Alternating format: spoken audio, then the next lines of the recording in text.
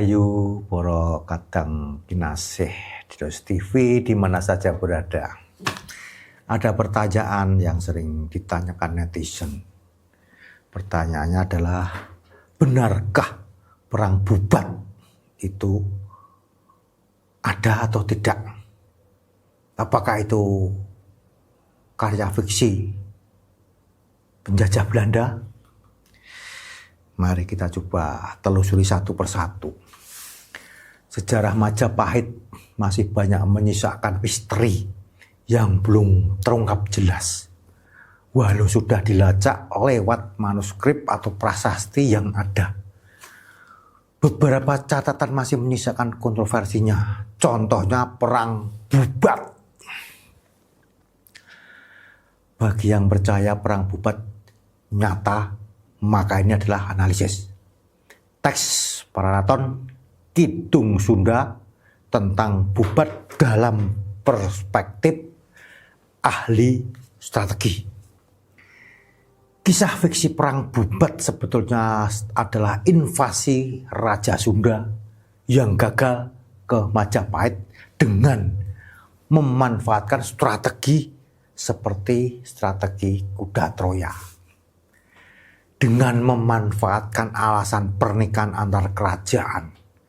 Dalam Kidung Sunda dikatakan Raja Sunda membawa 2.000 kapal dan puluhan ribu prajurit bersenjata bisa masuk ke Trowulan dengan aman dan membuat kemah di desa Bubat yang dekat dengan keraton. Sementara itu, berdasar Pararaton, Putri Sunda tidak dibawa ke Majapahit.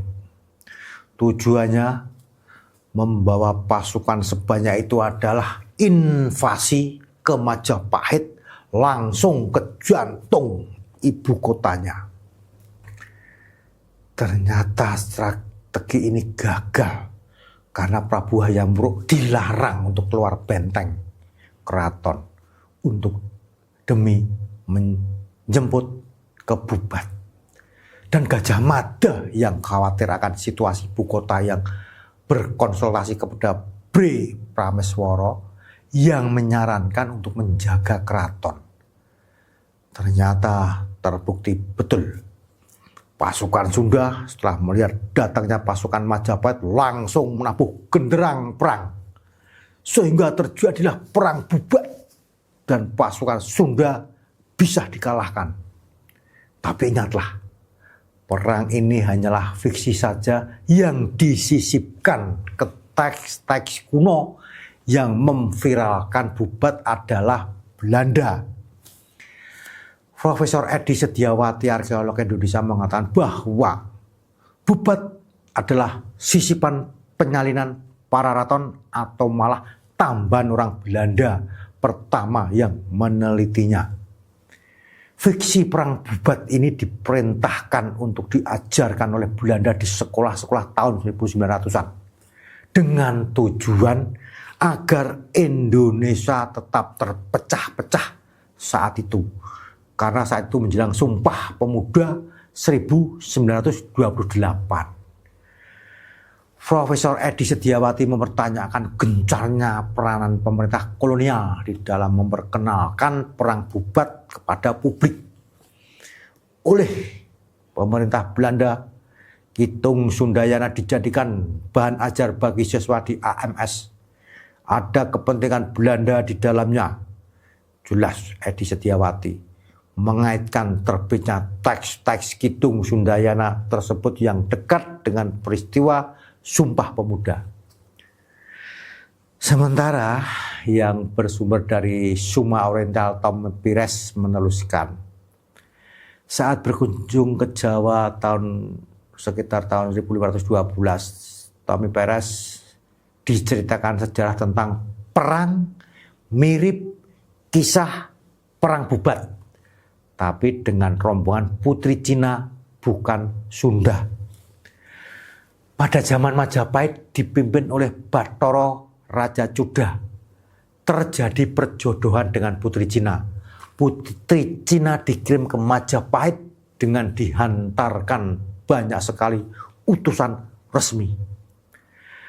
Pada saat datang dikatakan bahwa putri Cina tersebut adalah hadiah kepada Raja Bawan Cina, bukan sebagai persembahan untuk Raja Majapahit. Mendengar hal ini, terjadi konflik antara utusan Cina dan Majapahit. Konflik membesar yang mengakibatkan rombongan Cina tersebut dimusnahkan. Setelah hal ini sempat terjadi putus hubungan dengan Cina, di mana pedagang-pedagang Cina takut untuk ke Majapahit dalam beberapa waktu. Tamepaires juga mencatat di dalam Majapahit pernah terjadi konflik besar saat Majapahit dipimpin oleh Bathara Kahuripan, dan Bathara Kahuripan sudah kemungkinan konflik itu adalah Parekrek. Dalam catatan besar Ming, peperangan Majapahit dengan rombongan Cina memang terjadi pada saat perang Parekrek. Setelah perjanjian damai, konflik dengan Cina sudah dianggap selesai dan sudah terjadi perdamaian pada abad ke-15. Itulah satu-satunya sejarah yang bisa dicatatkan mengenai tragedi pengantaran seorang putri ke Majapahit. Kejadian ini adalah kejadian besar dan baru terjadi saat itu, sehingga orang-orang Jawa saat itu tentunya masih ingat hal ini saat bercerita kepada Tamepaires. Satu hal penting adalah tema utama perang ini adalah status putri yang dihantarkan, yang bukan merupakan persembahan kepada Raja Majapahit. Dengan tema tersebut oleh penulis babat atau pengarang dongeng ratusan tahun setelahnya kemungkinan dirubah sebagai peristiwa perang Bubat dengan Sunda untuk berbagai kepentingan, di mana tentunya konflik dengan Sunda tersebut adalah fiksi yang tidak tercatat pada sumber sejarah primer sama sekali. Catatan kecil berdasarkan analisis sejarah, kemungkinan yang dihantarkan rombongan Cina bukanlah putri Kaisar Cina, tapi seperti putri bangsawan atau gadis Cina dari keluarga terpandang, atau bahkan sebetulnya putri dari Campa yang ikut rombongan Cina ke Majapahit. Sekian dulu mana yang benar dari analisa tersebut. Kita tunggu penelitian terbaru lainnya. Rahayu berkah.